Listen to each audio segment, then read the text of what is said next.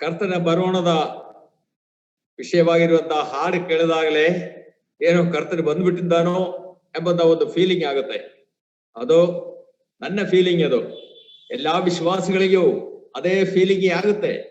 ಯಾಕಂದ್ರೆ ನಾವು ಕಾಯ್ತಾ ಇರುವುದು ನಮ್ಮ ಕರ್ತನ ಬರೋಣಕ್ಕಾಗಿ. ಅದೇ ನಮ್ಮ ನಿರೀಕ್ಷೆ, ಭಾಗ್ಯಕರವಾದ ಜೀವವುಳ್ಳ ನಿರೀಕ್ಷೆ. ಆ ನಿರೀಕ್ಷೆಯಲ್ಲಿ ನಮ್ಮನ್ನು ನಮ್ಮ ಕರ್ತನು ನಡೆಸಲಿ. ನಾವೀಗ ಆತನ ಬರೋಣದ ಕುರಿತಾಗಿ ಕೆಲವು ವಿಷಯಗಳು ಧ್ಯಾನ ಮಾಡೋಣ. ನಿನ್ನೆ ಕೆಲವು ವಿಷಯಗಳು ನಾವು ಧ್ಯಾನ ಮಾಡಿದೆವು.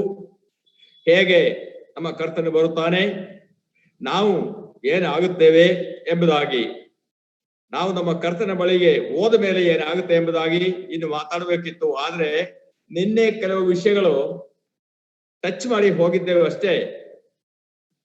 ಅದು ಸ್ವಲ್ಪ ಎಕ್ಸ್ಪ್ಲೈನ್ ಮಾಡ್ಲಿಕ್ಕೆ ಟೈಮ್ ಸಿಕ್ಕಿಲ್ಲ ನನಗೆ. ಇವತ್ತು ಅದರ ಬಗ್ಗೆ ಸ್ವಲ್ಪ ಮಾತಾಡಿಕೊಂಡು ಮುಂದೆ ಹೋಗ್ತೇನೆ. ದೇವರು ಏನ್ ಮಾತಾಡ್ಬೇಕು ಎಂಬುದಾಗಿ ಆತನಿಗೆ ಗೊತ್ತಿದೆ. ನಮಗೆ ಏನ್ ಬೇಕು ಎಂಬುದಾಗಿ ಗೊತ್ತಿರುವ ದೇವರು ನಮಗೆ ಬೇಕಾಗಿರುವುದನ್ನೇ ನಮಗೆ ಕೊಡುತ್ತಾನೆ. ಅದಕ್ಕೆ ಶಮುವೇಲನು ಬಾಲಕನಾಗಿದ್ದಾಗ ದೇವರು ಅವನನ್ನು ಕರೆದಾಗ ಅವನಿಗೆ ಗೊತ್ತಿಲ್ಲ ದೇವರು ಈ ರೀತಿಯಾಗಿ ಮಾತನಾಡುವ ದೇವರು, ಎಂದ ದೇವರು ಎಂಬುದಾಗಿ ಇನ್ನೂ ತಿಳುವಳಿಕೆ ಆಗಿಲ್ಲ. ಆದರೆ ಏಲಿಯನಿಂದ ಹೇಳಿಸಿಕೊಂಡವನಾಗಿ ಇನ್ನು ಯೆಹೋವನು ಕರೆದರೆ ಮಾತನಾಡು, ನಾನು ನಿನ್ನ ದಾಸನು ಕೇಳಿಸ್ಕೊಳ್ತಾ ಇದ್ದೇನೆ, ಇಷ್ಟು ಹೇಳಪ್ಪ ಅಂತ ಹೇಳಿ ಕಳಿಸಿದ್ರು. ಮಾತನಾಡು, ನಿನ್ನ ದಾಸನು ಕೇಳಿಸ್ಕೊಳ್ತಾ ಇದ್ದೇನೆ. ಸ್ಪೀಕ್, ದೈ ಸರ್ವೆಂಟ್ ಹಿಯರ್ಸ್. ಹೌದು, ಆ ರೀತಿಯಲ್ಲಿ ನಾವು ಪ್ರಾರ್ಥನೆಯಿಂದ ಕೂತುಕೊಳ್ಳೋಣ. ನಮ್ಮ ಕರ್ತನ ತಾನೇ ನಮ್ಮ ಜೊತೆಯಲ್ಲಿ ಮಾತನಾಡಲಿ. ನನಗೂ ಮಾತಾಡಲಿಕ್ಕೆ ಅಷ್ಟೊಂದು ಪ್ರಾಕ್ಟೀಸ್ ಇಲ್ಲ, ಜ್ಞಾನವಿಲ್ಲ. ಕರ್ತನು ತಾನೇ ನನ್ನಲ್ಲಿ ಮಾತನಾಡಬೇಕು, ನನ್ನ ಜೊತೆಯಲ್ಲಿ ಮಾತನಾಡಬೇಕು, ನಿಮಗೆ ಅರ್ಥವಾಗುವ ರೀತಿಯಲ್ಲಿ. ದೇವರ ನಾಮಕ್ಕೆ ಮಹಿಮೆಯಾಗಲಿ. ನಿಮಗೆಲ್ಲರಿಗೂ ನನ್ನ ವಂದನೆ. ಈಗ ನೋಡೋಣ ನಮ್ಮ ಕರ್ತನು ಹೇಳಿದ ಮಾತು. ನೋಟ್ ಮಾಡ್ಕೊಳ್ಳೋದಾದ್ರೆ ನೋಟ್ ಮಾಡ್ಕೊಳ್ಳಿ, ಬಹಳ ಚೆನ್ನಾಗಿರುತ್ತೆ ಸ್ಟಡಿ ಮಾಡ್ಲಿಕ್ಕೆ. ನಾನೇನಾದ್ರೂ ಕರೆದ್ರೆ ಈ ರೀತಿಯಾಗಿ ಎಲ್ಲಿಯಾದ್ರೂ ಕೇಳಿದ್ರೆ ನೋಟ್ ಮಾಡಿ ಇಟ್ಕೊಂಡು ಅದು ಭದ್ರವಾಗಿ ಇಟ್ಕೊಂಡಿದ್ದೇನೆ. ಸಿಕ್ಕಿದ ಇನ್ಫಾರ್ಮೇಶನ್ ಎಲ್ಲ ಕಲೆಕ್ಟ್ ಮಾಡಿ ಇಟ್ಕೊಂಡಿದ್ದೇನೆ ನಾನು. ಹಾಗಾಗಿ ದೇವರ ಕೃಪೆಯಿಂದ ನನಗೆ ಮಾತಾಡ್ಲಿಕ್ಕೆ ಇಷ್ಟೊಂದು ಅವಕಾಶ ಸಿಗ್ತಾ ಇದೆ. ಯೋಹಾನ ಸುವಾರ್ತೆ 10:10. ಯೋಹಾನ ಸುವಾರ್ತೆ 10:10 ಓದೋದೇನು ಬೇಡ, ಬರೆದಿಟ್ಟುಕೊಳ್ಳಿ. ಅಲ್ಲಿ ಹೇಳ್ತಿರುವಂತದ್ದು, ನಾನು ಒಳ್ಳೆಯ ಕುರುಬನು ಎಂಬುದಾಗಿ ನಮ್ಮ ಕರ್ತನು ಹೇಳ್ತಿದ್ದಾನೆ. ಆದರೆ ಕುರುಬನಲ್ಲದವರು ಬರುತ್ತಾನೆ, ಕಳ್ಳರು ಬರುತ್ತಾರೆ ಗುಂಪಿನ ಮಧ್ಯೆ. ಕಳ್ಳನು ಯಾತಕ್ಕೆ ಬರ್ತಾನೆ? ಕದಿಯಲಿಕ್ಕೂ, ಕೊಂದಾಕಲಿಕ್ಕೂ, ನಾಶಪಡಿಸಲಿಕ್ಕೂ. To steal, to kill and to destroy. 3 ಪದಗಳು. ಕದಿಯಲಿಕ್ಕೆ, ಓಕೆ, ನಮ್ಮ ಕರ್ತನು ಯಾತಕ್ಕೆ ಬರ್ತಾನೆ? ಕದಿಯಲಿಕ್ಕೂ ಬರುತ್ತಾನ? ಲೋಕದ ದೃಷ್ಟಿಯಲ್ಲಿ ಹಾಗಾಗಬಹುದು. ಅದಕ್ಕೆ ಉದಾಹರಣೆ ಬೇಕಾದ್ರೆ ನೀವು ನೋಡ್ಕೊಳ್ಳಿ. ಜಾಕೋಬ್ ತನ್ನ ಹೆಂಡತಿಯರ ಮಕ್ಕಳನ್ನು ಕರೆದುಕೊಂಡು ಲಾಬಾನನ ಮನೆಯಿಂದ ಹೊರಟು ಕನಾನ್ ದೇಶಕ್ಕೆ ಬಂದಾಗ ಯಾರಿಗೂ ಹೇಳದೆ ಬಂದಿದ್ದಾನೆ.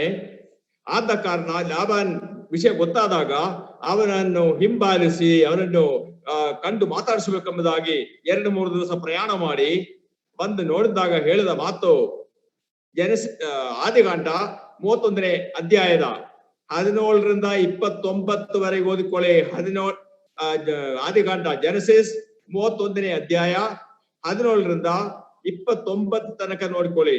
ಅದರಲ್ಲಿ ವಿಶೇಷವಾದಂತ ಒಂದು ವಾಕ್ಯ 26ನೇ ವಾಕ್ಯ 31-26. ಅಲ್ಲಿ ಏನಂದ್ರೆ, ಏನು ನನ್ನ ಮಕ್ಕಳನ್ನು, ನನ್ನ ಮೊಮ್ಮಕ್ಕಳನ್ನು ಕದ್ದುಕೊಂಡು ಹೋಗಿದೆಯಾ ಎಂಬುದಾಗಿ. ಅವನ ಸ್ವಂತ ಮಕ್ಕಳನ್ನು, ಸ್ವಂತ ಹೆಂಡತಿಯರನ್ನು ಕರೆದುಕೊಂಡು ಬರಬೇಕಾದ್ರೆ ಕದ್ದುಕೊಂಡು ಹೋಗಿದೆಯಾ ಎಂಬುದಾಗಿ ಒಂದು ಮಾತು ಬಂತು. ಅದೇ ರೀತಿಯಲ್ಲಿ ತನ್ನ ಸ್ವಂತ ರಕ್ತದಿಂದ ಸಂಪಾದಿಸಿಕೊಂಡಿರುವಂತಹ ತನ್ನ ಸಭೆಯನ್ನು ಕರೆದುಕೊಂಡು ಹೋಗ್ಬೇಕಾದ್ರೆ ಕಳ್ಳನ ಹಾಗೆ ಕರೆದುಕೊಂಡು ಹೋಗ್ತಾನೆ. ಯಾರಿಗೂ ತಿಳಿಸುವುದಿಲ್ಲ. ಬಹಿರಂಗವಾಗಿ ಆತನು ಬರ್ತಾ ಇಲ್ಲ. ಯಾರು ಆತನಿಗಾಗಿ ಕಾಯುತ್ತಿದ್ದಾರೋ, ನನಗಾಗಿ ಕಾಯಿರಿ, ನಾನು ಬರುತ್ತಾ ಇದ್ದೇನೆ, ಬೇಗನೆ ಬರುತ್ತೇನೆ ಎಂಬುದಾಗಿ ಯಾರಿಗೆ ಹೇಳಿದ್ದಾನೋ ಅವರನ್ನು ಕರೆದೊಯ್ಯಲಿಕ್ಕಾಗಿ ನಮ್ಮ ಕರ್ತನು ಬರ್ತಾ ಇದ್ದಾನೆ. ಅವರಿಗೆ ಮಾತ್ರ ಗೊತ್ತಾಗುತ್ತೆ, ಬೇರೆಯವರಿಗೆ ಗೊತ್ತಾಗಲ್ವಾ? ಅದು ನನಗೆ ಗೊತ್ತಿಲ್ಲ. ಆದರೆ ಅಪೊಸ್ತಲ ಕೃತ್ಯದಲ್ಲಿ ನಾವು ನೋಡ್ತೇವೆ, 9ನೇ ಅಧ್ಯಾಯದಲ್ಲಿ ಪೌಲೋಸ ಅಪೊಸ್ತಲನು ಶೌಲನಾಗಿದ್ದಾಗ ಯೇಸು ಕ್ರಿಸ್ತನ ವಿಶ್ವಾಸಿಗಳನ್ನು ಡಮಸ್ಕೋಸ್ನಿಂದ ಹಿಡಿದುಕೊಂಡು ಜೆರುಸಲೇಮಿಗೆ ತಂದು ಶಿಕ್ಷಿಸಲಿಕ್ಕಾಗಿ, ಕೊಂದಾಕಲಿಕ್ಕಾಗಿ ಅಧಿಕಾರ ಪತ್ರ ತೆಗೆದುಕೊಂಡು ಹೋಗುತ್ತಿರುವಂತಹ ದಾರಿಯಲ್ಲಿ ನಮ್ಮ ಕರ್ತನ ಪ್ರತ್ಯಕ್ಷನಾದಾಗ ನೋಡಿದಂತ ಆ ವಿಷಯ ಅವನು ಕೇಳಿಸ್ಕೊಂಡನು. ನೀನು ಯಾಕೆ ನನ್ನನ್ನು ಹಿಂಸಿಸುತ್ತಿ? ಶೌಲನೇ, ಶೌಲನೇ, ನೀನು ಯಾಕೆ ನನ್ನನ್ನು ಹಿಂಸಿಸುತ್ತಿ? ಅವನ ಜೊತೆಯಲ್ಲಿ ಜನ ಇದ್ರು, ಅವನ ಜೊತೆಯಲ್ಲಿ ಬಹಳ ಜನ ಇದ್ರು, ಒಟ್ಟಿಗೆ ಹೋಗ್ತಾ ಇದ್ರು. ಆದ್ರೆ ಬೇರೆ ಯಾರಿಗೂ ಅದು ಗೊತ್ತಾಗಿಲ್ಲ. ಪೌಲನಿಗೆ ಮಾತ್ರ ಗೊತ್ತಾಯ್ತು. ಬೇರೆಯವರು ಏನ್ ಹೇಳ್ತಾರೆ, ಏನೋ ಒಂದು ಗುಡುಗಾಯ್ತು, ಏನೋ ಒಂದು ಸ್ವಲ್ಪ ಸೌಂಡ್ ಬಂತು, ಏನಂದು ಗೊತ್ತಿಲ್ಲ. ಅವರಿಗೆ ಗೊತ್ತಾಗಲ್ಲ. ನಮಗೆ ಗೊತ್ತಾಗುತ್ತೆ ನಮ್ಮ ಕರ್ತನು ಯಾತಕ್ಕೆ ಬಂದಿದ್ದಾನೆ ಎಂಬುದಾಗಿ. ನಮ್ಮನ್ನು ಕರೆದೊಯ್ಯಲಿಕ್ಕಾಗಿ ನಾವು ಅವನ ಜೊತೆಯಲ್ಲಿ ಹೋಗ್ತೀವಿ. ನೆಕ್ಸ್ಟ್ ಮತ್ತೆ ಯಾತಕ್ಕೆ ಬರ್ತಾನೆ? ಕೊಲ್ಲಲಿಕ್ಕಾಗಿ, ಕೊಂದಾಗಲಿ. ಕನ್ನಡದಲ್ಲಿ ಅದು ಕೊಯ್ಯಲಿಕ್ಕಂತಿದೆ. ಕೊಯ್ಯಲು, ನಾನೆನ್ನ ಕೊಯ್ದು ಬಿಡ್ತೇನೆ ಎಂಬುದಾಗಿ ಹೇಳಿದ್ರೆ ಅದು ಅರ್ಥ ಬರುತ್ತೆ, ನನಗೆ ಗೊತ್ತಿಲ್ಲ, ನನಗೆ ಕನ್ನಡ ಅಷ್ಟು ಬರಲ್ಲ. ಕೊಂದಾಕಲಿಕ್ಕಾಗಿ, ಕೊಲ್ಲಲಿಕ್ಕಾಗಿ ಬರ್ತಾ ಇದ್ದಾನೆ. To kill. ಅದು ಯಾವಾಗ? ರೆವಲೇಷನ್ 19ನೇ ಅಧ್ಯಾಯದ 19ರಿಂದ 21 ಓದಿಕೊಳ್ಳಿ. ನಮ್ಮ ಕರ್ತನು ತನ್ನ ಮಹಿಮಾ ಪ್ರತ್ಯಕ್ಷತೆಯಲ್ಲಿ ಬರುವಾಗ ಸಂಭವಿಸುವಂತ ವಿಷಯ. ಕುರುವನೊಬ್ಬನೇ, ನಮ್ಮ ಕರ್ತನೊಬ್ಬನೇ. ಆ ರೀತಿಯಲ್ಲಿ ಬಂದಾಗ ಕಳ್ಳನಾಗಿ ಬಂದಂತ ಕರ್ತನು ಒಂದು ನಮ್ಮನ್ನು ಕರೆದೊಯ್ತಾನೆ, ಕದ್ಕೊಂಡು ಹೋದ ಹಾಗೆ. ಆಮೇಲೆ ಕೊಲ್ಲಲಿಕ್ಕಾಗಿ ಬರ್ತಾನೆ. ಯಾರನ್ನ? ಪ್ರಕಟಣೆ 19ರಿಂದ 21 ಅಲ್ಲಿ ಅಂದೆ ಕ್ರಿಸ್ತನನ್ನು, ಎದುರು ಕ್ರಿಸ್ತನನ್ನು, ಕ್ರಿಸ್ತ ವಿರೋಧಿಯನ್ನು ಕೊಂದಾಕಲಿಕ್ಕಾಗಿ, ಅವನ ಕೊಂದಾಕೋದಲ್ಲ, ಅವನ ಸೇನೆಗಳನ್ನು ಕೊಂದಾಕಿ ಅವರನ್ನು ಹಿಡಿದು ಕಟ್ಟಿ ಸುಳ್ಳು ಪ್ರವಾದಿಯ ಜೊತೆಯಲ್ಲಿ ಬೆಂಕಿ ಗಂಧಗಳು ಉರಿಯುವ ಕೆರೆಗೆ ದಬ್ಬಿಡ್ತಾರೆ. ಅದು ಮರಣ. ಅದು ಕೊಲ್ಲಲಿಕ್ಕಾಗಿ ಬಂದದ್ದು, ಕಂಪೇರ್ ಮಾಡಿ ಹೇಳ್ತಾ ಇರುವಂತದ್ದು. ಆಮೇಲೆ 3ನೇದು ಯಾತಕ್ಕಾಗಿ ಬರ್ತಾನೆ? ಟು ಡಿಸ್ಟ್ರಾಯ್, ನಾಶಪಡಿಸಲಿಕ್ಕಾಗಿ. ಏನ್ ನಾಶಪಡಿಸುತ್ತಾನೆ? ತನ್ನ ಮಹಿಮಾ ಪ್ರತ್ಯಕ್ಷತೆಯ ಸಮಯದಲ್ಲಿ. ಅದು ಆದ ಮೇಲೆ 1000 ವರ್ಷಗಳು ನಮ್ಮ ಕರ್ತನಲ್ಲಿ ರಾಜಾದಿರಾಜನಾಗಿ ಆಳ್ವಿಕೆ ನಡೆಸುತ್ತಾನೆ. ದಾವೀದನ ಸಿಂಹಾಸನದಲ್ಲಿ ಕೂತು 1000 ವರ್ಷಗಳಾದ ಮೇಲೆ ಏನಾಗುತ್ತೆ? ಈ ಆಕಾಶ, ಈ ಭೂಮಿ ಆಳಿಸಿ ಬಿಡುತ್ತಾನೆ. Reference 2 Peter 3:10. 2 ಪೀಟರ್ 3:10. ಎಲ್ಲವೂ ಹೋಗುತ್ತೆ ಎಂಬುದಾಗಿ ಪೇತ್ರನು ಅಲ್ಲಿ ನಮಗೆ ತಿಳಿಸಿಕೊಟ್ಟಿದ್ದಾನೆ. ಹಾಗೆಯೇ ಅದು ಪ್ರಾವರ್ತಿಕವಾಗುವಂತದ್ದು. ರೆವಲೇಷನ್ 20ನೇ ಅಧ್ಯಾಯದ 9ರಿಂದ 11, ಅದರಲ್ಲಿ ವಿಶೇಷವಾಗಿ 11ನೇ ವಾಕ್ಯ. 20ನೇ ಅಧ್ಯಾಯ 9ರಿಂದ 11 ಹಾಗೂ 21ನೇ ಅಧ್ಯಾಯದ 1ನೇ ವಾಕ್ಯ. ಅಲ್ಲಿ ನೋಡಿದ್ರೆ ಗೊತ್ತಾಗುತ್ತೆ, ಈ ಹಳೆ ಭೂಮಿ ಆಕಾಶಗಳು ಅಳಿದು ಹೋಗುತ್ತೆ. 21:1 ನಾವು ನೋಡ್ತೇವೆ, ನೂತನ ಆಕಾಶ ಭೂಮಿಗಳನ್ನು ನಾನು ನೋಡಿದ್ದೇನೆ. ಅಪೊಸ್ತಲನಾದ ಯೋಹಾನ್ ಹೇಳ್ತಾ ಇರುವಂತದ್ದು. ಹಾಗಾದ್ರೆ ನಮ್ಮ ಕರ್ತನ ಬಂದ ಉದ್ದೇಶ ಒಂದು ಸಭೆಯನ್ನು ಕರೆದೊಯ್ಯಲಿಕ್ಕಾಗಿ, ಆಮೇಲೆ Antichrist and false prophet ಅನ್ನು ತೆಗೆದುಕೊಂಡು ಆ ಬೆಂಕಿ ಗಂಧಗಳು ಉರಿಯುವ ಕೆರೆಗೆ ಹಾಕ್ಲಿಕ್ಕೆ, ಆಮೇಲೆ ಈ ಹಳೆ ಆಕಾಶ ಭೂಮಿ ಶಾಪದಿಂದ ತುಂಬಿರುವಂತಹ ಈ ಆಕಾಶ ಭೂಮಿಗಳನ್ನು ನಾಶಪಡಿಸಿ ಹೊಸ ಆಕಾಶ ಭೂಮಿಗಳನ್ನು ಸೃಷ್ಟಿಸಲಿಕ್ಕೆ ನಮ್ಮ ಕರ್ತನು ಹೇಳಿದ ಮಾತಲ್ಲಿ ನೆರವೇರಿತ್ತು. ನಿನ್ನೆ ನಾವು ರಿಚ್ ಮಾಡಿಲ್ಲದು. ಈಗ ನಾವು ನೋಡೋಣ 1 ಥೆಸಲೋನಿಯನ್ಸ್ 4ನೇ ಅಧ್ಯಾಯದ 16 ಮತ್ತು 17ನೇ ವಾಕ್ಯ. ನಿನ್ನೆ ಅದೇ ಅಲ್ಲಿಂದ ಪ್ರಾರಂಭವಾಗಿತ್ತು. ನಾವು ಆ ಪ್ರಾರಂಭವಾದ ವಿಷಯ, ಕೆಲವು ವಿಷಯಗಳು ನಾನು ಹೇಳ್ಕೊಂಡು ಹೋಗ್ಬಿಡ್ತೇನೆ. ಸ್ವಲ್ಪ ಇಂಟ್ರೆಸ್ಟ್ ಬರ್ತದೆ ನಿಮಗೆ ಕೇಳಲಿಕ್ಕೆ. ಇಂಟ್ರೆಸ್ಟ್ ಇಂದ ಕೂತ್ಕೊಳ್ಳಿ, ಪ್ರಾರ್ಥನೆಯಿಂದ ಕೂತ್ಕೊಳ್ಳಿ. ನಮ್ಮ ಕರ್ತನ ತಾನೇ ನಮಗೆ ಮಾತಾಡಲಿ. ನಾಳೆ ನಿಮಗೆ ಧ್ಯಾನ ಮಾಡಲಿಕ್ಕೆ ಅವಕಾಶವಾಗುತ್ತೆ, ಸಾಧ್ಯವಾಗುತ್ತೆ. ಅಲ್ಲಿ ನಾವು ನೋಡ್ತೀವಿ ಕೆಲವು ವಿಷಯಗಳು. ಆಜ್ಞಾಘೋಷ ವಿತ್ ಎ ಶೌಟ್. ಯಾರು ಶೌಟ್ ಮಾಡ್ತಾರೆ? ನಮ್ಮ ಕರ್ತನಾದ ಯೇಸು ಕ್ರಿಸ್ತನಿಗೆ ಸಂಬಂಧಪಟ್ಟದ್ದೇ ಅದು, ಬೇರೆ ಯಾರು ಅಲ್ಲ. ಆಜ್ಞಾಘೋಷ ಯಾರು ಮಾಡ್ತಾರೆ? ನಮ್ಮ ಕರ್ತನಾದ ಯೇಸು ಕ್ರಿಸ್ತನು. ಎಲ್ಲಿ ನೋಡ್ತೇವೆ ಅದು? ಕರ್ತನು ಈ ಲೋಕದಲ್ಲಿ ಇದ್ದಾಗ ಶೌಟ್ ಮಾಡಿದ್ದೆ. ಶೌಟ್ ಅಂದ್ರೆ ವಿತ್ ಎ ಲೌಡ್ ವಾಯ್ಸ್ ಅಷ್ಟೇ. ಈ cried with a loud voice ಎಂಬುದಾಗೆಲ್ಲ ನಾವಲ್ಲಿ ನೋಡ್ತೇವೆ. ಅವನು ಮಹಾಧ್ವನಿಯಿಂದ ಮಾತನಾಡಿದನು, ಮಹಾಧ್ವನಿಯಿಂದ ಕರೆದನು ಎಂಬುದಾಗಿ ಯೋಹಾನ 11ನೇ ಅಧ್ಯಾಯ 43-44 ನೋಡಿ. ಅಲ್ಲಿ ನೋಡಿದಾಗ ನಾವು ನೋಡ್ತೇವೆ, ಲಾಸರನ ಸಮಾಧಿಯ ಬಳಿಯಲ್ಲಿ ನಿಂತುಕೊಂಡು ಕರ್ತನು ಹೇಳ್ತಾ ಇದ್ದಾನೆ, ಲಾಸರೇ, ಲಾಸರನೇ ಎದ್ದು ಬಾ, ಕಮ್ ಔಟ್. ಅಲ್ಲಿ ಏನಾಯ್ತು? ದೊಡ್ಡ ಧ್ವನಿಯಲ್ಲಿ ಮಾತನಾಡಿದಾಗ ಸತ್ತವನು ಎದ್ದು ಬಂದನು. ಎರಡನೇದು, ನಮ್ಮ ಕರ್ತನಾದ ಯೇಸು ಕ್ರಿಸ್ತನು ಶಿಲುಬೆಯಲ್ಲಿ ತನ್ನ ಪ್ರಾಣ ಕೊಡುವಂತ ಸಮಯದಲ್ಲಿ, ಬಹಳ ಕಷ್ಟದಲ್ಲಿದ್ದಾಗ, ಬಹಳ ವೇದನೆಯನ್ನು ಅನುಭವಿಸುತ್ತಿರುವಂತಹ ಸಂದರ್ಭದಲ್ಲಿ ಮಹಾಧ್ವನಿಯಿಂದ ತಂದೆಯಾದ ದೇವರಿಗೆ ಹೇಳ್ತಾ ಇದ್ದಾನೆ, ನಿನ್ನ ಹಸ್ತಗಳಲ್ಲಿ ನನ್ನ ಆತ್ಮವನ್ನು ನೀಡ್ತಾ ಇದ್ದೇನೆ, ಸಮರ್ಪಿಸ್ತಾ ಇದ್ದೇನೆ. I commit my soul into thy hand ಎಂಬುದಾಗಿ. ಅವಾಗ ಏನಾಯ್ತು? ನಮ್ಮ ಕರ್ತನು ಪ್ರಾಣ ಬಿಟ್ಟನು. ಆ ಮಾತು ಹೇಳಿಕೊಂಡು ಪ್ರಾಣ ಬಿಟ್ಟನು. ಅವಾಗ ಏನಾಯ್ತು? ಅನೇಕ ಸಮಾಧಿಗಳು ತೆರೆಯಲ್ಪಟ್ಟಿತ್ತು. ಅನೇಕ ಸಮಾಧಿಗಳು, ಹಳೆಯ ಒಡಂಬಡಿಕೆಯ ಪರಿಶುದ್ಧರ ಅನೇಕ ಸಮಾಧಿಗಳು ತೆರೆಯಲ್ಪಟ್ಟಿತ್ತು. ಅವರೆಲ್ಲರೂ ನಮ್ಮ ಕರ್ತನು ಮತ್ತೊಂದು 3 ದಿವಸ ಆದ್ಮೇಲೆ ಪುನರುತ್ಥಾನವಾದಾಗ ಅನೇಕರಿಗೆ ಪ್ರತ್ಯಕ್ಷರಾದರು. ನಮ್ಮ ಕರ್ತನ ಪುನರುತ್ಥಾನವಾಗಿ ಹೊರಗಡೆ ಬರೋ ತನಕ ಅವರು ಪ್ರತ್ಯಕ್ಷರಾಗಿಲ್ಲ. ಆದ್ರೆ ಸಮಾಧಿ ಮಾತ್ರ ಓಪನ್ ಆಗಿತ್ತು. ನೀವು ಆಮೇಲೆ ಸ್ಟಡಿ ಮಾಡಿಕೊಳ್ಳಿ. ಮಾತ್ಯ 27ನೇ ಅಧ್ಯಾಯ 50-53.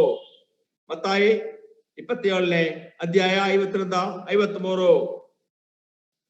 ಆಮೇಲೆ 3ನೇ ವಿಷಯ, ಈಗ ನಾವು ಧ್ಯಾನ ಮಾಡ್ತಾ ಇರುವಂತ ನಮಗಾಗಿ ನಮ್ಮ ಕರ್ತನು ಬರುವಂತ ಆ ಒಂದು ಆಜ್ಞಾ ಘೋಷ. 1 ಥೆಸಲೋನಿಯನ್ಸ್ 4ನೇ ಅಧ್ಯಾಯ 16-17. ಆ ಸಂದರ್ಭದಲ್ಲಿ ಏನಾಗುತ್ತೆ? ಕರ್ತನಲ್ಲಿ ನಿದ್ರೆ ಹೋದವರು ಎದ್ದು ಬರುತ್ತಾರೆ. ಆತನ ಆಜ್ಞಾ ಘೋಷದಲ್ಲಿ ಸತ್ತವರಿಗೆ ಜೀವ ಬರುತ್ತೆ. ಓಕೆ, ನಮ್ಮ ಕರ್ತನ ಆ ಒಂದು ಶಬ್ದಕ್ಕೆ ಎಷ್ಟೊಂದು ಶಕ್ತಿ ಇದೆ ಎಂಬುದಾಗಿ ನೀವು ನೋಡ್ಬೇಕಾದ್ರೆ ಕೀರ್ತನ 29ನೇ ಫುಲ್ ಓದಿ ನೋಡಿ, ಅಲ್ಲಿ ಗೊತ್ತಾಗುತ್ತೆ. ಯೆಹೋವನ ಶಬ್ದ ಅದು ಇಟ್ ಇಸ್ ಪವರ್ಫುಲ್, ಅದು ಶಕ್ತಿ ಉಳ್ಳದ್ದು, ಅದು ಇಂದಿದ್ದ ಕಾರ್ಯಗಳು ಮಾಡುತ್ತೆ ಎಂಬುದಾಗಿ 29ನೇ ಕೀರ್ತನೆ ಫುಲ್ ಆಗಿ ಓದಿ ನೋಡಿ. ಆಮೇಲೆ ಸೆಕೆಂಡ್ ಏನಿದೆ? ಶೌಟ್ ಆದ್ಮೇಲೆ, ಆಜ್ಞಾಘೋಷ ಆದ್ಮೇಲೆ ದಿ ವಾಯ್ಸ್ ಆಫ್ ದಿ ಆರ್ಕ್ಏಂಜಲ್. ಅದರ ವಿಷಯವಾಗಿ ಏನು ನಾನು ಎಕ್ಸ್ಪ್ಲೈನ್ ಮಾಡಲ್ಲ, ನೋಟ್ ಮಾಡಿಕೊಳ್ಳಿ. ವಾಕ್ಯ ದಾನಿಯೇಲನ ಪುಸ್ತಕ 10ನೇ ಅಧ್ಯಾಯ, ದಾನಿಯೇಲ್ 10, 13 ಮತ್ತು 21ನೇ ವಾಕ್ಯಗಳು ಮಾತ್ರ. ಎಲ್ಲ ಓದ್ಬೋದು. ಅಲ್ಲಿ ಓದಿದ್ರೆ ನಿಮಗೆ ಒಂದು ಐಡಿಯಾ ಸಿಗುತ್ತೆ. ಆಮೇಲೆ ಸ್ಟಡಿ ಮಾಡಿಕೊಳ್ಳಿ, ಧ್ಯಾನ ಮಾಡಿಕೊಳ್ಳಿ. ದೇವರ ನಮಗೆ ತಿಳಿಸಿಕೊಡ್ತಾನೆ. ಆಮೇಲೆ ಅದೇ ದಾನಿಯೇಲ್ 12ನೇ ಅಧ್ಯಾಯ 1ನೇ ವಾಕ್ಯ, 12ನೇ ಅಧ್ಯಾಯ 1ನೇ ವಾಕ್ಯ. ಹಾಗೆ ನಾವು ನೋಡ್ತೀವಿ ಜೂದ ಅವರ ಪತ್ರಿಕೆ 9ನೇ ವಾಕ್ಯ, ಅಲ್ಲಿಯೂ ಕೂಡ ನಾವು ನೋಡ್ತೀವಿ ಪ್ರಧಾನ ದೂತರ ಶಬ್ದದ ವಿಷಯವಾಗಿ. ಆಮೇಲೆ ರೆವಲ್ಯೂಷನ್ ಪ್ರಕಟಣೆ 12ನೇ ಅಧ್ಯಾಯ 7-9, ಪ್ರಕಟಣೆ 12ನೇ ಅಧ್ಯಾಯ 7-9. ಈ ವೇದ ಭಾಗಗಳನ್ನು ನೀವು ಓದಿ ನೋಡಿದಾಗ, ಧ್ಯಾನ ಮಾಡಿದಾಗ ನಿಮಗೆ ಗೊತ್ತಾಗುತ್ತೆ what is the meaning of the voice of the archangel ಎಂಬುದಾಗಿ. ಪ್ರಧಾನ ದೂತನ ಶಬ್ದ ಅದೇನು ಎಂಬುದಾಗಿ ಒಂದು ಐಡಿಯಾ ಸಿಗುತ್ತೆ. ಆಮೇಲೆ last the trumpet of god are the Trump of god, ದೇವರ ತುತ್ತೂರಿ ಶಬ್ದ. ಅದರ ಡೀಟೇಲ್ಸ್ ಬೇಕಾದ್ರೆ ನೀವು ನಂಬರ್ಸ್ ಹಳೆ ಒಡಂಬಡಿಕೆ ನಂಬರ್ಸ್ ಅರಣ್ಯಕಾಂಡ 10ನೇ ಅಧ್ಯಾಯದ 1-10 ಓದಿ ನೋಡಿ. 1-10 ಅಲ್ಲಿ ಕೆಲವು ವಿಷಯಗಳನ್ನು ನಾವು ನೋಡ್ತೇವೆ. ಈ ಟ್ರಂಪೆಟ್ ಯಾತಕ್ಕೋಸ್ಕರವಾಗಿ ಎಂಬುದಾಗಿ, ಯಾತಕ್ಕಾಗಿ?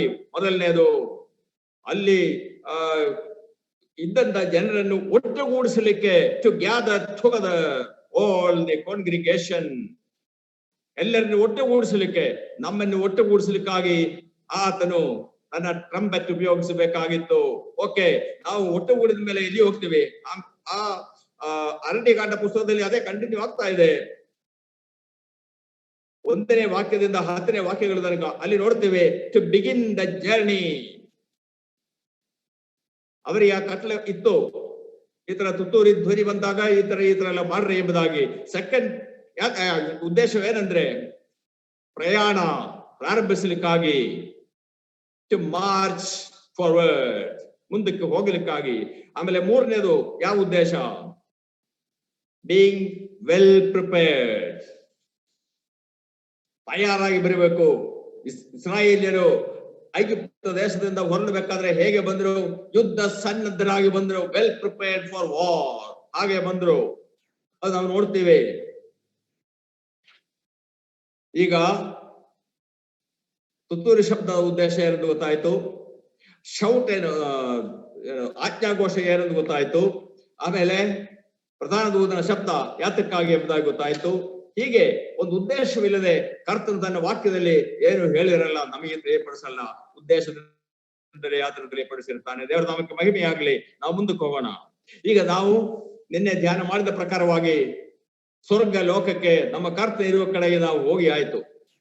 ನಾವು ಅಲ್ಲಿ ಇದ್ದಾಗ ಭೂಮಿಯಲ್ಲಿ ಕೆಲವು ಸಂಗತಿಗಳು ನಡೆಯುತ್ತೆ. ಭೂಮಿಯಲ್ಲಿ ಏನೇನು ನಡೆಯಬಹುದು ಎಂಬುದಾಗಿ ಪ್ರಕಟಣೆಯ ಪುಸ್ತಕದಲ್ಲಿ ಡೀಟೇಲ್ ಆಗಿ ಬರೆಯಲ್ಪಟ್ಟಿದೆ. ಒಳ್ಳೆಯ ಸುದ್ದಿಗಳು ಯಾವುದು ಇಲ್ಲ, ಎಲ್ಲ ಕೆಟ್ಟದ್ದೇ. ಇಷ್ಟು ದಿವಸ, ಸುಮಾರು 2000 ವರ್ಷ ನಮ್ಮ ಕರ್ತನು ದೀರ್ಘ ಕ್ಷಮೆಯಿಂದ ಕಾಯ್ತಾ ಇದ್ದನು. ಯಾವನಾದರೂ ಮಾನಸಾಂತರ ಹೊಂದಿ ನನ್ನ ಕಡೆಗೆ ತಿರುಗಿಕೊಂಡು ರಕ್ಷಣೆಯನ್ನು ಅನುಭವಿಸುವುದಾದರೆ ಅವನನ್ನು ರಕ್ಷಿಸಲಿಕ್ಕೆ ಕರ್ತನು ಇವತ್ತು ರೆಡಿಯಾಗಿದ್ದಾನೆ. ಆದರೆ ಅನೇಕರಿಗೆ ಮನಸ್ಸಿಲ್ಲ. ಕರ್ತನು ಮತ್ತಾಯ ಸುವಾರ್ತೆಯಲ್ಲಿ ಹೇಳ್ತಾನೆ, ಎಷ್ಟೋ ಸಾರಿ ನಿನ್ನ ಮಕ್ಕಳನ್ನು ಸೇರಿಸಿಕೊಳ್ಳಲಿಕ್ಕೆ ನನಗೆ ಇಷ್ಟವಾಗಿತ್ತು, ಆದರೆ ಅವರಿಗೂ ಮನಸ್ಸಾಗಿಲ್ಲ.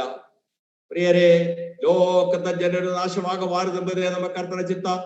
ಒಬ್ಬನಾದ್ರೂ ನಾಶವಾಗಬಾರದು, ಎಲ್ಲರೂ ನಿತ್ಯ ಜೀವ ಪಡೆಯಬೇಕು. ಆದರೆ ಬರ್ಲಿಕ್ಕೆ ಇಷ್ಟ ಇಲ್ಲ ಯಾರಿಗೂ. ಇವತ್ತು ಸುವಾರ್ತೆ ಸಾರಲಿಕ್ಕೆ ನಮಗೆ ಪರ್ಮಿಷನೇ ಇಲ್ಲ. ಯೇಸು ಕ್ರಿಸ್ತನ ವಿಷಯ ಮಾತ್ರ ಮಾತನಾಡಬಾರದು, ಬೇರೆ ಏನ್ ಬೇಕಾದ್ರೂ ಮಾತಾಡಿಕೊಳ್ಳ್ರಿ ಎಂಬುದಾಗಿ ಹೇಳ್ತಾನೆ. ಇರ್ಲಿ, ದೇವರು ತನ್ನ ವಾಕ್ಯ ಲೋಕಕ್ಕೆ ಸಾರ್ತಾ ಇದ್ದಾನೆ.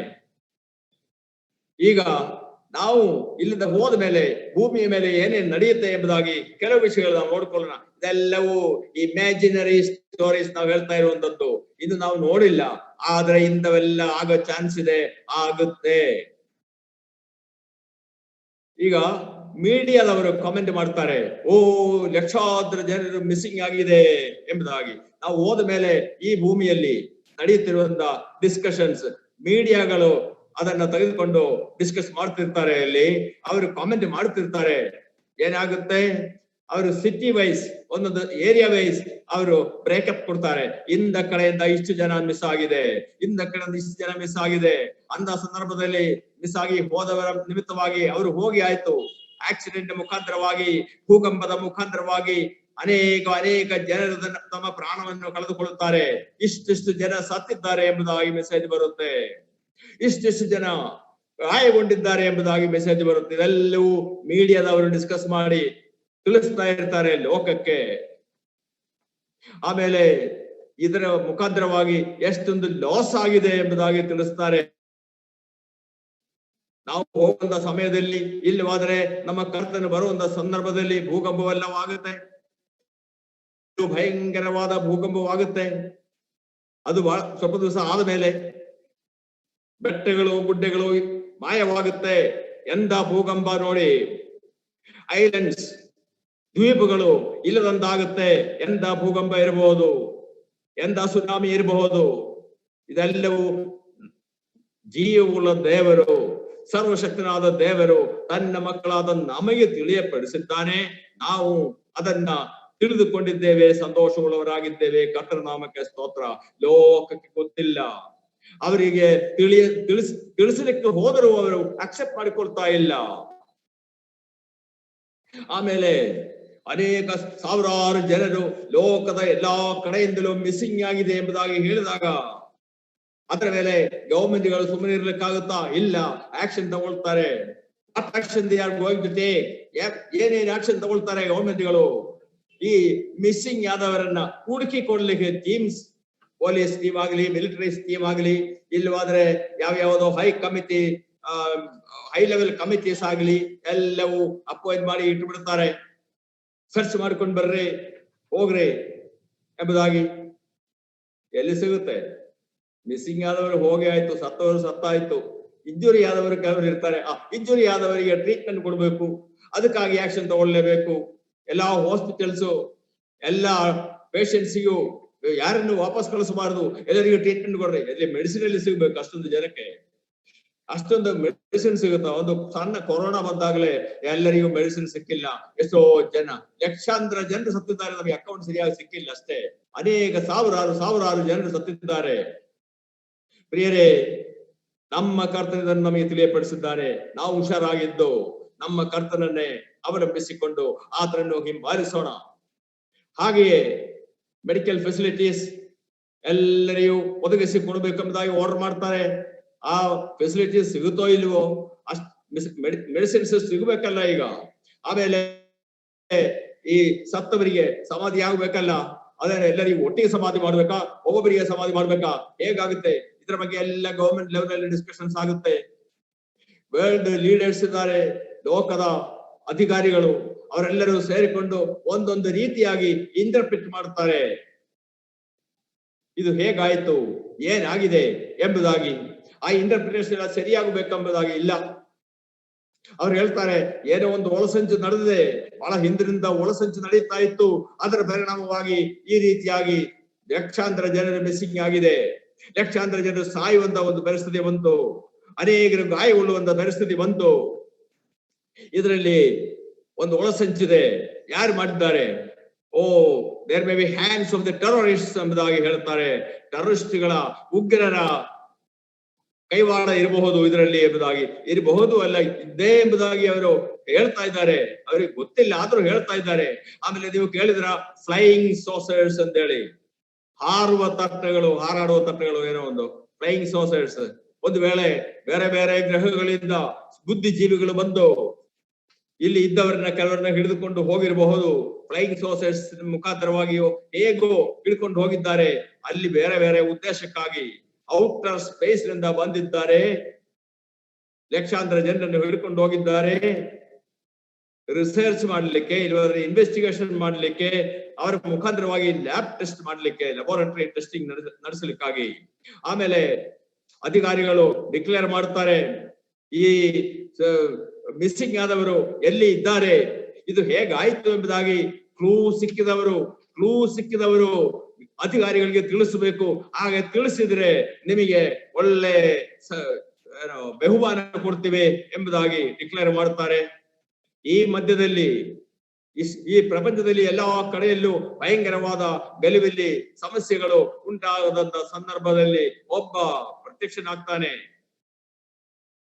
ಯಾರು ಗಾಬರಿ ಆಗಬೇಡ್ರಿ, ಮಿಸ್ಸಿಂಗ್ ಆದವರನ್ನು ನಾನು ಹುಡುಕಿ ಕೊಡ್ಲಿಕ್ಕೆ ಅರೇಂಜ್ ಮಾಡ್ತೇನೆ, ನಾನೇ ಎಲ್ಲಾ ಪರಿಹಾರ ಕೊಡ್ತೇನೆ ಎಂಬುದಾಗಿ ಬರ್ತಾನೆ. ಅವನೇ ಆಂಟಿ ಕ್ರೈಸ್ಟ್. ಅವನು ಯಾಕೆ ಇಷ್ಟು ದಿವಸ ಬಂದಿಲ್ಲ? ನಿಮ್ಮ ಸಂಗಡ ಯಾವಾಗಲೂ ಇರಲಿಕ್ಕಾಗಿ ಪವಿತ್ರಾತ್ಮನನ್ನು ಕಳುಹಿಸಿ ಕೊಡ್ತಾನೆ ಎಂಬುದಾಗಿ ನಮ್ಮ ಕರ್ತನ ವಾಗ್ದಾನ ಮಾಡಿದ ಪ್ರಕಾರವಾಗಿ ನಮ್ಮ ಜೊತೆಯಲ್ಲಿ ಯಾವಾಗಲೂ ಇರಲಿಕ್ಕಾಗಿ ಪವಿತ್ರಾತ್ಮನು ಬಂದಿದ್ದಾನೆ. ಆತನು ನಮ್ಮ ಜೊತೆಯಲ್ಲಿದ್ದಾನೆ. ಈಗ ನಾವು ಈ ಲೋಕದಿಂದ ಸ್ವರ್ಗ ಲೋಕಕ್ಕೆ ಎತ್ತಲ್ಪಟ್ಟಾಗ ಪವಿತ್ರಾತ್ಮನು ನಮ್ಮ ಜೊತೆಯಲ್ಲಿ ಬಂದಿರುತ್ತಾನೆ. ಇಲ್ಲಿ ಪವಿತ್ರಾತ್ಮನ ಇರುವುದಿಲ್ಲ ಆ ಸಮಯದಲ್ಲಿ. ಆದ ಕಾರಣ ಅವನನ್ನು ತಡೆದು ನಿಲ್ಲಿಸುವವನು ಇಲ್ಲದೆ ಇರೋ ಕಾರಣ ಆಂಟಿ ಕ್ರೈಸ್ಟ್ ಪ್ರತ್ಯಕ್ಷನಾಗ್ತಾನೆ. ಅವನು ಬಂದು ಸುಳ್ಳು ಪ್ರಾಮಿಸಸ್ ಕೊಡ್ತಾನೆ. ಏನಂದ್ರೆ, ಯಾರು ಅಧೈರ್ಯವಾಗಬೇಡ್ರಿ, ಎಲ್ಲರೂ ಧೈರ್ಯವಾಗಿರ್ರಿ, ನಾನು ಎಲ್ಲದಕ್ಕೂ ಪರಿಹಾರ ಮಾಡಿಕೊಡ್ತಾನೆ ಎಂಬುದಾಗಿ. ಅನೇಕರು ಅದಕ್ಕೆ ಕೊಡ್ತಾರೆ. ಎಸ್, ಯಾರೋ ಒಬ್ರು ಬಂದಿದ್ದಾರೆ, ಏನೋ ಒಂದು ಆಗುತ್ತೆ, ನಮಗೆ ಏನೋ ಒಂದು ಅನುಕೂಲ ಮಾಡಿ ಕೊಡ್ತಾರೆ ಎಂಬುದಾಗಿ. ಅಷ್ಟು ಮಾತ್ರನಾ? ಕ್ರಿಶ್ಚಿಯನ್ ಲೀಡರ್ಸ್ ಇದ್ದಾರಲ್ಲ, ಅವರೆಲ್ಲ ಇಲ್ಲಿ ಉಳ್ಕೊಂಡಿದ್ದಾರೆ ಅನೇಕರು. ಯಾಕಂದ್ರೆ ಯೇಸು ಕ್ರಿಸ್ತನನ್ನು ನಿಜವಾಗಿ ಸ್ವಂತ ರಕ್ಷಕನನ್ನು ಅಂಗೀಕಾರ ಮಾಡಿಕೊಂಡು, ಪಾಪದ ಅರಿಕೆ ಮಾಡಿಕೊಂಡು, ಪಾಪ ಕ್ಷಮೆ ಹೊಂದಿದವರು ಮಾತ್ರ ನಮ್ಮ ಕರ್ತನಾದ ದೇವರ ಮಕ್ಕಳಾಗಿರುತ್ತೇವೆ. ಅವರು ಮಾತ್ರ ಹೋಗಿರ್ತಾರೆ, ಬಾಕಿಯವರೆಲ್ಲ ಇಲ್ಲೇ ಇರ್ತಾರೆ. ಕ್ರಿಶ್ಚಿಯನ್ ಲೀಡರ್ಸ್ ಅನೌನ್ಸ್ ಮಾಡ್ತಾರೆ, ಒಂದು ಮ್ಯಾಸ್ ಪ್ರೇಯರ್ಸ್ ಮಾಡಬೇಕು ಎಂಬುದಾಗಿ. ಎಲ್ಲ ಪಂಗಡದವರು ಸೇರಿಕೊಂಡು ಎಲ್ಲ ಸೇರಿ ಗುಂಪು ಗುಂಪಾಗಿ ಒಂದು ಪ್ರಾರ್ಥನೆ ಮಾಡಬೇಕು ಎಂಬುದಾಗಿ. ಆಮೇಲೆ ಕೆಲವರು ಹೇಳ್ತಾರೆ, ಕೆಲವು ಕ್ರಿಶ್ಚಿಯನ್ ಲೀಡರ್ಸ್ ಹೇಳ್ತಾರೆ, ಎಲ್ಲಾ ಮತದವರು ಸೇರಿ ಒಟ್ಟಿಗೆ ಪ್ರಾರ್ಥನೆ ಮಾಡೋಣ ಎಂಬುದಾಗಿ. Mass prayers by all the religious ಎಲ್ಲ ಮತಗಳವರು ಸೇರಿ ಒಂದು ಪ್ರಾರ್ಥನಾ ಕೂಟ ಮಾಡಬೇಕು ಎಂಬುದಾಗಿ. ಯಾತಕ್ಕೋಸ್ಕರವಾಗಿ? ಮಿಸ್ಸಿಂಗ್ ಆದವರನ್ನು ಕಂಡುಹಿಡಿಯಲಿಕ್ಕಾಗಿ, ಗಾಯಗೊಂಡವರು ಜಲ್ದಿ ವಾಸಿ ಆಗಲಿಕ್ಕೋಸ್ಕರವಾಗಿ. ಹೀಗೆ ಅನೇಕ ರೀತಿಯಾದಂತ ಅನೌನ್ಸ್ಮೆಂಟ್ ನಾವು ಕೇಳ್ತೇವೆ, ಅದು ಕ್ರಿಶ್ಚಿಯನ್ ಲೀಡರ್ಸ್ ನಿಂದ. ಆಮೇಲೆ ಏನಾಗುತ್ತೆ, ಅವ್ರು ಹೇಳ್ತಾರೆ, ಓ ಚರ್ಚಿನ ಕಾನೂನಿಗೆ ವಿರುದ್ಧವಾಗಿ ಇವರು ಜೀವಿಸುತ್ತಾ ಇದ್ದರು, ಆದುದರಿಂದ ದೇವರು ತಾನೇ ಇವರಿಗೆ ತಕ್ಕ ಪನಿಷ್ಮೆಂಟ್ ಕೊಟ್ಟಿದ್ದಾನೆ.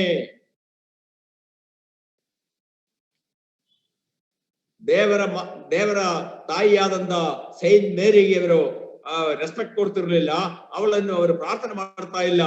ಆದುದರಿಂದ ಅದೊಂದು ಕಾರಣ, ದೇವರು ಶಿಕ್ಷೆ ಕೊಟ್ಟಿದ್ದಾರೆ ಇವರಿಗೆ. ಹಾಗೆ ಅನೇಕ ಸಂತರಿದ್ದಾರೆ, ಪರಿಶುದ್ಧರು, ಅವರನ್ನು ಅವರು ಅಷ್ಟೊಂದು ರೆಸ್ಪೆಕ್ಟ್ ಕೊಡ್ತಿರ್ಲಿಲ್ಲ, ಅವರಿಗೆ ರೆಸ್ಪೆಕ್ಟ್ ಕೊಡ್ತಿರ್ಲಿಲ್ಲ. ಆದ ಕಾರಣ ದೇವರು ಅವರನ್ನು ಶಿಕ್ಷಿಸಿದ್ದಾನೆ.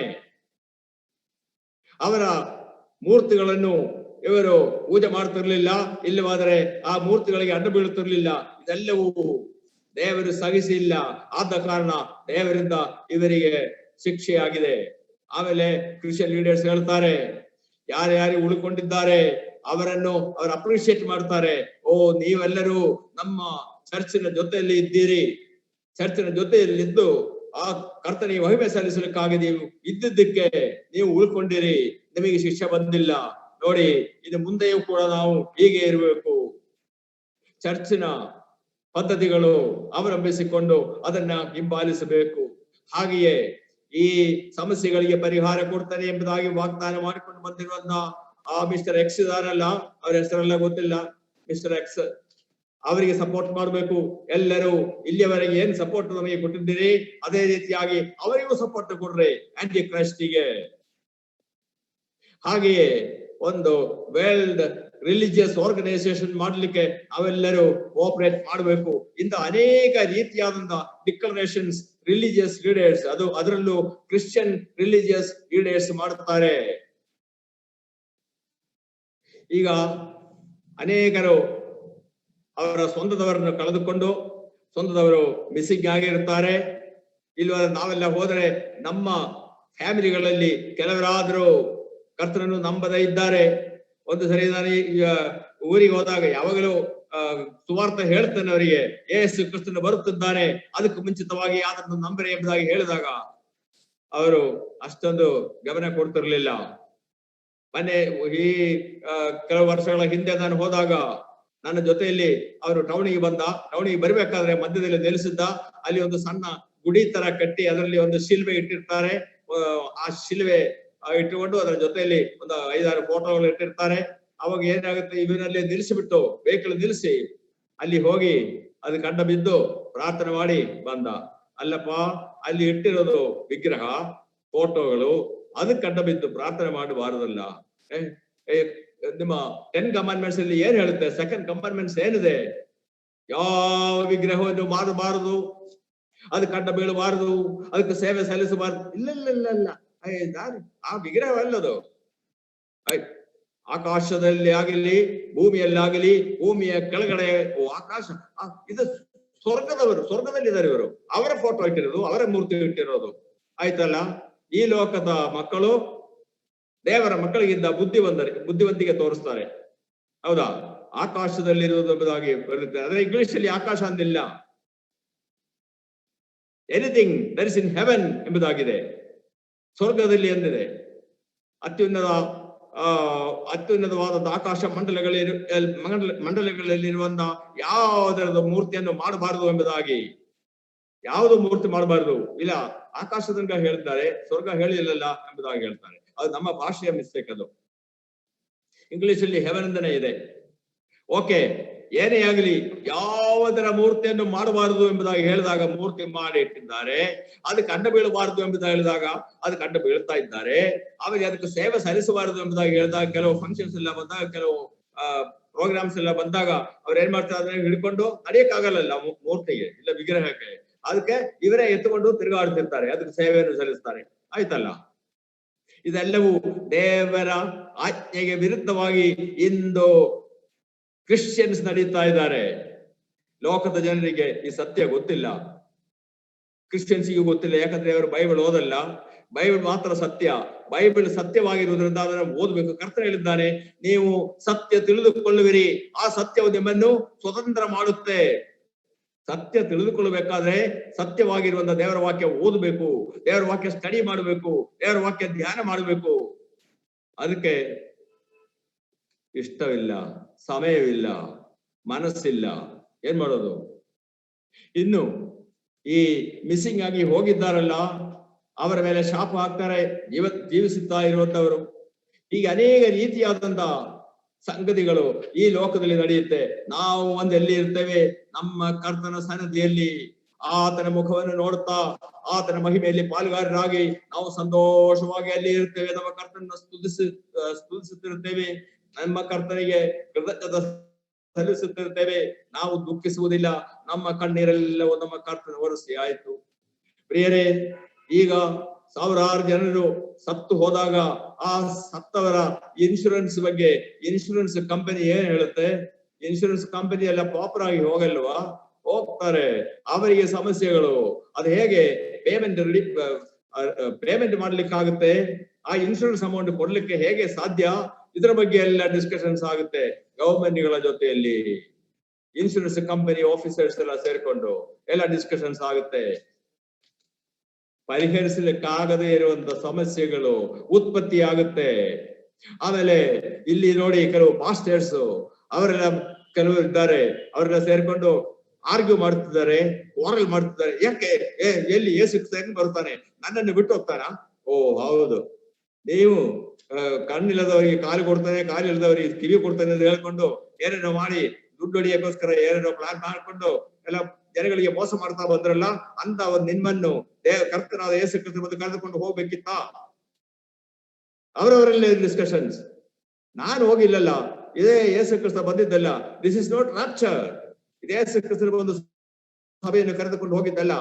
ಅವ್ರು ಒಪ್ಪಲ್ಲ. ಅವರವರಲ್ಲಿ ಕೆಲವರೆಲ್ಲ ಸೇರ್ಕೊಂಡು ಆರ್ಗ್ಯೂ ಮಾಡೋದು, ವಾರಲ್ ಮಾಡೋದು ಎಲ್ಲ ಮಾಡ್ತಾರೆ. ಮಾಡಬಹುದು, ನೋಡ್ಕೊಳ್ಳಿ. ಈಗ ಅನೇಕ ಅಧಿಕಾರಿಗಳು ಸೇರಿಕೊಂಡು ಒಂದು ಡಿಮ್ಯಾಂಡ್ ಆಗ್ತಾರೆ. ಇಲ್ಲ, ಇಂದ ಸಮಸ್ಯೆಗಳು ಬಂದಾಗ ನಾವು ಬೇರೆ ಬೇರೆ ನಿಂತುಕೊಂಡ್ರೆ ಆಗಲ್ಲ.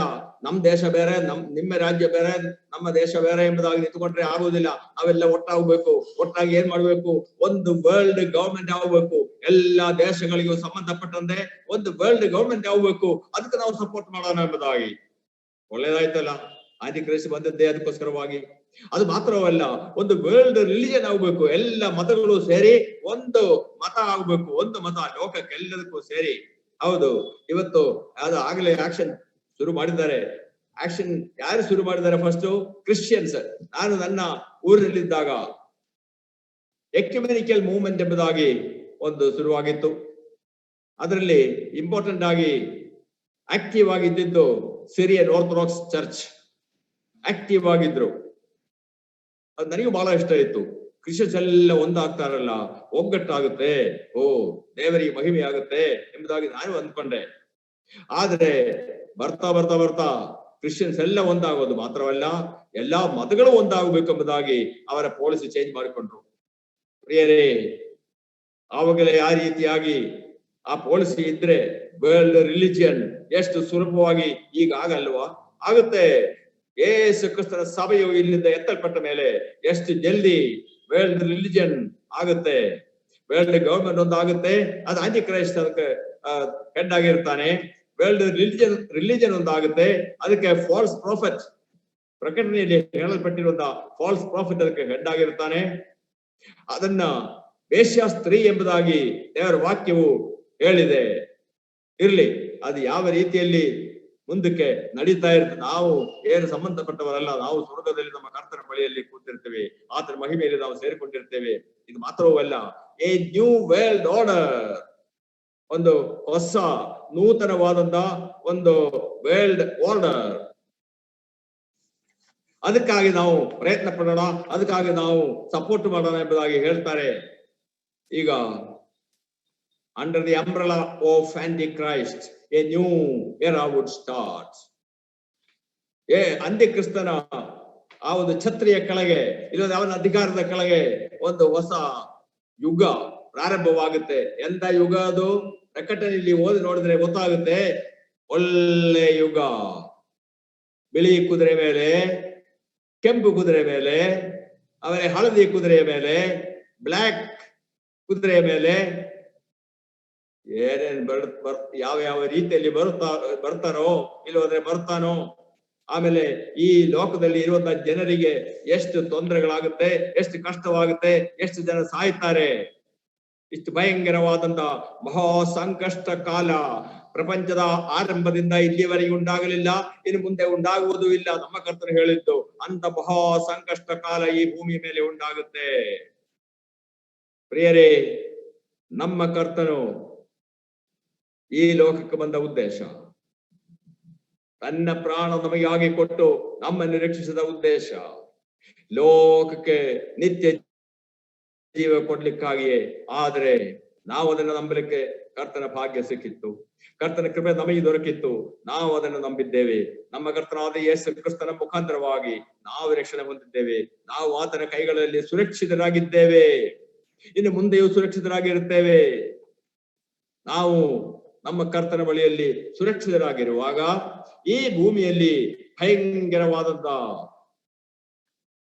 ಕಷ್ಟಗಳು, ಮಹಾ ಕಷ್ಟಗಳು, ಮಹಾ ಸಂಕಷ್ಟ ಕಾಲ ಅದು ಈ ಲೋಕದ ಜನರು ಅನುಭವಿಸುತ್ತಿರ್ತಾರೆ.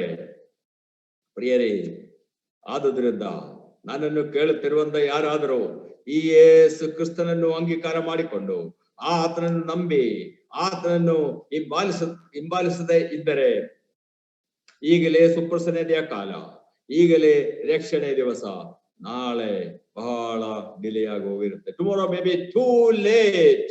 ನಾಳೆ ಏನು ಮಾಡ್ಲಿಕ್ಕೆ ಆಗುದಿಲ್ಲ. ನಮ್ಮ ಕರ್ತನೆ ಬಂದು ಹೋದ ಮೇಲೆ ಇಲ್ಲಿ ಮಾನಸಾಂತರ ಪಡಲಿಕ್ಕೂ ಆಗುವುದಿಲ್ಲ. ಯಾಕಂದ್ರೆ ಪವಿತ್ರಾತ್ಮನಿಲ್ಲ. ಪವಿತ್ರಾತ್ಮನು ಬಂದಾಗ ಪಾಪದ ಗುರುತಾಗಿಯೂ, ನೀತಿಯ ಗುರುತಾಗಿಯೂ, ನ್ಯಾಯ ತೀರ್ಪಿನ ಕುರಿತಾಗಿಯೂ ನಿಮಗೆ ಕಲಿಸಿ ಕೊಡ್ತಾನೆ ಎಂಬುದಾಗಿ ಹೇಳಿದ ನಮ್ಮ ಕರ್ತನು. ಪವಿತ್ರಾತ್ಮನಿಲ್ಲ. ಪಾಪದ ಕುರಿತಾಗಿ ಯಾರು ನಮಗೆ ಕಲಿಸಿ ಕೊಡ್ತಾರೆ? ಇರುವರಿಗೆ ಕಲಿಸಿ ಕೊಡ್ತಾರೆ. ನ್ಯಾಯ ತೀರ್ಪಿನ ವಿಷಯವಾಗಿ ಯಾರು ಕಲಿಸಿ ಕೊಡ್ತಾರೆ? ನಿತ್ಯ ಜೀವದ ಕುರಿತಾಗಿ ಯಾರು ಕಲಿಸಿ ಕೊಡ್ತಾರೆ? ಯಾರು ಇಲ್ಲ. ಮಾನಸಾಂತರವಿಲ್ಲ ಆ ಸಮಯದಲ್ಲಿ. ಆದುದರಿಂದ ಇವತ್ತಲ್ಲ, ಈಗಲೇ now is the accepted time. Now is the day of salvation. ಈಗಲೇ ಕರ್ತನನ್ನು ನಂಬಿ ಅವನನ್ನು ರಕ್ಷಕನನ್ನು ಅಂಗೀಕಾರ ಮಾಡಿಕೊಂಡು ಅವನ ಸನ್ನಿಧಿಯಲ್ಲಿ ಪಾಪವನ್ನು ಅರಿಕೆ ಮಾಡಿ ದೇವರ ಮಕ್ಕಳಾಗುವಂತೆ ಕರ್ತನು ತಾನೆ ಎಲ್ಲರಿಗೂ ಸಹಾಯ ಮಾಡಲಿ.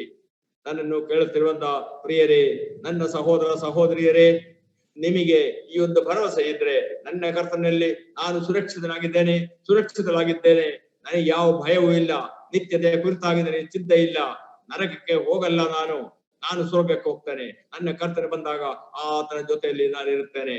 ಈ ಒಂದು ಭರವಸೆ ಇದ್ರೆ ಆ ಕರ್ತನ ಆಶೀರ್ವಾದದಿಂದ ಮುಂದಿನ ದಿವಸಗಳಲ್ಲಿ ಆತನ ಬರುವ ತನಕ ನಾವು ಜೀವಿಸೋಣ. ಆತನಿಗೆ ಮಹಿಮೆಯಾಗಲಿ. ಆಮೆನ್.